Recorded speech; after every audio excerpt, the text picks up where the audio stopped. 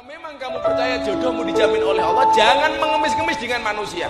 Dalilnya apa, Pak? Wonten kitab Hikam menika enten pengendikan saya banget saking Ibnu Athaillah As-Sakandari. Mata waqafa matlabun anta talibuhu bi rabbika wala tayassara matlabun anta talibuhu bi nafsika. Tidak akan pernah terhenti sebuah permintaan manakala permintaanmu itu kamu sandarkan kepada Tuhanmu, dan tidak akan pernah menjadi mudah sebuah permintaan manakala permintaanmu kamu sandarkan kepada kemampuanmu. Percaya karo Allah, jaluk karo Allah, ora usah ngemis karo manusia. Kalau memang kamu percaya jodohmu diatur oleh Tuhanmu, jangan pernah buang-buang air matamu di hadapan wanita. Makan ning masjid jaluk karo Allah, jodohmu sing ngatur Allah.